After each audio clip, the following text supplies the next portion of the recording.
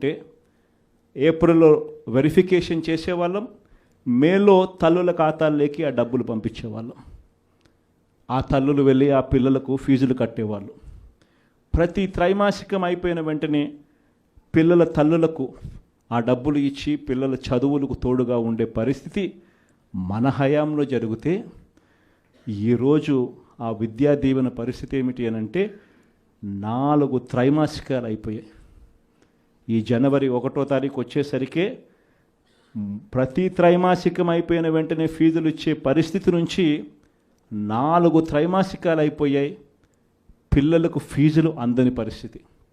మొత్తంగా ఈ ఫీజులకు సంబంధించి 4 త్రైమాసికాలకు సంబంధించిన విద్యా దీవెన దాదాపుగా 2,800 కోట్ల రూపాయలు, వసతి దీవెన కింద మరో 1,100 కోట్లు, దాదాపుగా 3,900 కోట్ల రూపాయలు పిల్లల చదువులకు.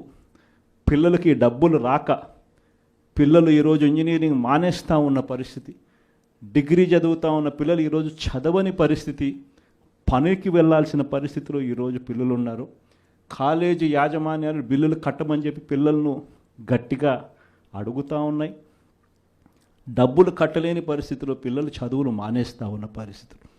వీళ్లకు తోడుగా ఈ పిల్లలకు అండగా జనవరి 3వ తారీఖున మళ్ళీ ఈ ప్రోగ్రాం జిల్లా సెంట్రిక్గా చేద్దాం. జిల్లా సెంట్రిక్గా మళ్ళీ ఈ ప్రోగ్రాం జనవరి 3వ తారీఖున పిల్లల కోసం, పిల్లలకు తోడుగా ఉండేట్టుగా చేసే కార్యక్రమం ఈ కార్యక్రమం.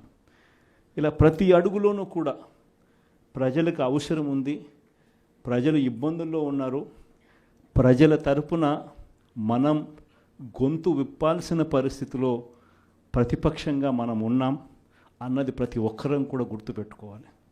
ఎవ్వరూ కూడా ఎక్కడా కూడా భయపడద్దండి. ఏమున్నా కానీ ఢీకొందాం. మీ అందరికీ పార్టీ తోడుగా ఉంటుంది.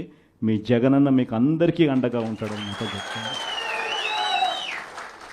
మన సాగునీటి సంఘం ఎన్నికలు జరిగాయి. అది ఎందుకు ఎన్నికలు జరుపుతారో నాకే తెలియడంలా. ఎన్నికలు జరిగేసరికి ఒక ప్రజాస్వామ్యబద్ధంగా నువ్వు ఎన్నికలు జరిగేట్టుగా అయితే జరపండి ఎన్నికలు.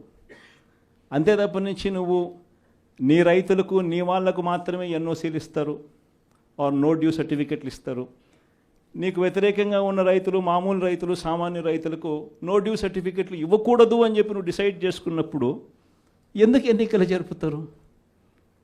గ్రామ స్థాయిలో ఇవ్వాల్సిన, సచివాలయ స్థాయిలో ఇవ్వాల్సిన విఆర్ఓలు, సచివాలయ స్థాయిలో ఇవ్వాల్సిన నో డ్యూ సర్టిఫికెట్లు సచివాలయ స్థాయిలో ఇవ్వకుండా మండల స్థాయిలోకి వాళ్ళందరినీ తీసుకొని వెళ్ళి సచివాలయాల్లో ఎవరు విఆర్ఓలు లేకోకుండా మండలాల్లో ఉండేట్టుగా చేసి పోలీసులను కాపలా పెట్టుకొని చేతుల పైకెత్తించి ఎన్నికలంట. ఎందుకు ఈ ఎన్నికలు జరుపుతారు? అది జరిగించి ఆ రకంగా ఎన్నికలు బుల్డోజ్ చేసి రైతులందరూ సంతోషంగా ఉండారు అని అంటారు. నిజంగా రైతులు సంతోషంగా ఉండారా లేదా అన్నది తెలియాలి అని అంటే ఒక్కసారి రాజీనామాలు చేసి బయటికి రండి, అప్పుడు అర్థమవుతుంది రైతులు సంతోషంగా ఉన్నారా, రైతులు సంతోషంగా లేరా. పెట్టుబడి సహాయం 20,000 ఏమైందని చెప్పి రైతులు అడుగుతూ ఉండేది అర్థమవుతుంది. ఉచిత పంటల బీమా ఏమైందని రైతులు అడుగుతూ ఉండేది అర్థమవుతుంది. ఆర్బీకేలు ఎందుకు సరిగ్గా పనిచేయడం లేదని చెప్పి రైతులు అడుగుతూ ఉన్నది అర్థమవుతుంది. ఇవన్నీ అర్థం కావాలి అని అంటే ప్రజాస్వామ్యబద్ధంగా ఎన్నికలు జరిగితే అర్థమవుతుంది. ఈ మధ్యకాలంలో ఇంకోటి కూడా అన్నారు, విజన్ 2047 అంట. అయ్యా 7 నెలల కిందట ఊదరగొట్టి నువ్వు, నీ ఎల్లో మీడియా, మీ ఈనాడు, మీ ఆంధ్రజ్యోతి, మీ టీవీ5 మీరంతా ఊదరగొట్టి మేనిఫెస్టో ఇచ్చినారు. ఆ మేనిఫెస్టోలో ఏం చెప్పినారు? 15,000 నుంచి మొదలు పెడితే 48,000 దాకా చెప్పుకుంటూ పోయినారు. వాటికి దిక్కు లేదు. 7 నెలల కిందట మేనిఫెస్టో అని చెప్పి చెప్పిన దానికి దిక్కు లేదు. ఇంకా 2047 అంట. 2047 అంటే ఈయన వయసు ఎంత? ఈయన వయసు ఇప్పుడే 80 దగ్గర. ఇంకా 2047 ఎవడు ఉంటాడు, ఎవడు పోతాడు? 2047 అని చెప్పి ఒక విజన్ అంట, ఒక డాక్యుమెంట్ అంట. నిజంగా నాకు ఆశ్చర్యం అనిపిస్తుంది. అసలు విజన్ అంటే ఏమిటి? విజన్ అంటే ఏమిటి? నిజంగా మనిషి అభివృద్ధి బాటలో అభివృద్ధి బాటలోకి మనిషిని తీసుకొని పోవాలి అని అంటే ఆ అభివృద్ధి బాట ఏమిటి అని చెప్పేది విజన్ డాక్యుమెంట్. నిజంగా ఒక మనిషిని 20 ఏళ్ళ తర్వాత ప్రపంచం ఎలా ఉంటుంది, ఆ 20 ఏళ్ళల్లో తర్వాత ఈరోజు చిన్న పిల్లాడిగా ఉన్న పిల్లాడు 20 ఏళ్ళ తర్వాత ఆ పిల్లాడు ఎలా ఉంటాడు, ఆ పిల్లోని భవిష్యత్తు ఏమిటి, ఆ పిల్లోని కోసం మనం ఈరోజు వేసే అడుగులు కరెక్ట్గా వేస్తూ ఉన్నామా లేదా అన్నది విజన్. ఆ విజన్లో భాగంగా ఆ రోజు వైఎస్ఆర్సీపీ ప్రభుత్వంగా మనం వేసాం అడుగులు. గర్వంగా చెప్పచ్చు, రాష్ట్రంలో ఎవరు ఊహించని విధంగా, దేశంలో ఎప్పుడు జరగని విధంగా మొట్టమొదటిసారిగా గవర్నమెంట్ బడులన్నీ ఇంగ్లీష్ మీడియం కింద మార్చిన చరిత్ర ఎప్పుడైనా ఉంది అని అంటే అది వైఎస్ఆర్సీపీ ప్రభుత్వం. మొట్టమొదటిసారిగా గవర్నమెంట్ బడులలో ఇంతకుముందు ఎప్పుడు ఊహకు కూడా అద్దేటివి కాదు. ఎవరైనా ఎవరి దగ్గరికైనా వచ్చి గవర్నమెంట్ బడులు ప్రైవేట్ బడులతో ఎప్పుడూ పోటీ పడలేవు అనే మాటలు మనం అంతా వింటూ ఉంటుంది. మొట్టమొదటిసారిగా ప్రైవేటు బడులు గవర్నమెంట్ బడులతో పోటీ పడే పరిస్థితి ఎప్పుడైనా వచ్చింది అని అంటే అది ఒక్క వైఎస్ఆర్సీపీ ప్రభుత్వ హయాంలో మాత్రమే. మొట్టమొదటిసారిగా బడులల్లో నాడు నేడు కార్యక్రమంతో బడులు రూపురేఖలు మారాయి. మొట్టమొదటిసారిగా 6వ తరగతి నుంచి ప్రతి క్లాస్ రూమ్లోనూ ఇంటరాక్టివ్ ఫ్లాట్ ప్యానల్స్తో డిజిటల్ బోధన ఎప్పుడైనా మొదలైంది అంటే అది వైఎస్ఆర్సీపీ హయాంలోనే మొదలైంది. మొట్టమొదటిసారిగా 3వ తరగతి పిల్లలకు టోఫుల్ ఒక పీరియడ్గా చేర్చి ఇంగ్లీష్లో వాళ్ళందరినీ కూడా ప్రావీణ్యత పెంచే విధంగా అడుగులు పడ్డాయి అని అంటే అది వైఎస్ఆర్సీపీ ప్రభుత్వ హయాంలో.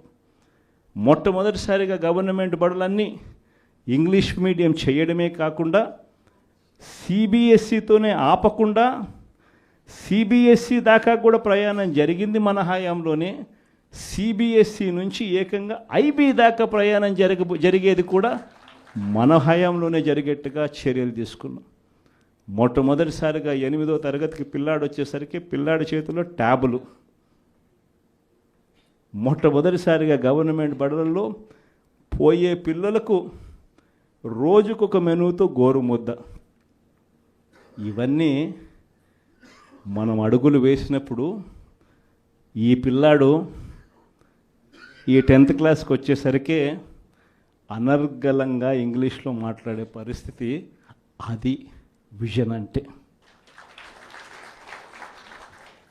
హైయర్ ఎడ్యుకేషన్లో ఎప్పుడు చూడని విధానం, ఊహకు కూడా ఎవరికి అందల.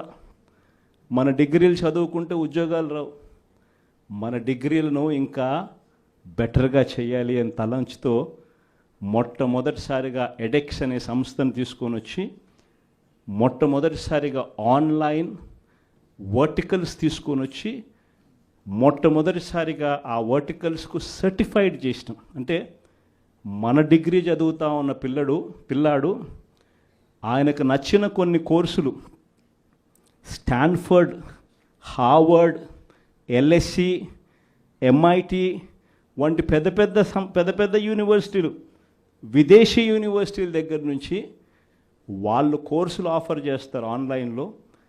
మన పిల్లలు ఆ కోర్సులు ఇక్కడ తీసుకొని ఆ ఎగ్జామ్ రాస్తాడు. రాసిన ఆ ఎగ్జామ్కు ఆ యూనివర్సిటీ సర్టిఫికెట్ ఇస్తుంది. ఆ సర్టిఫికెట్ మన కరికులంలో భాగం అవుతుంది.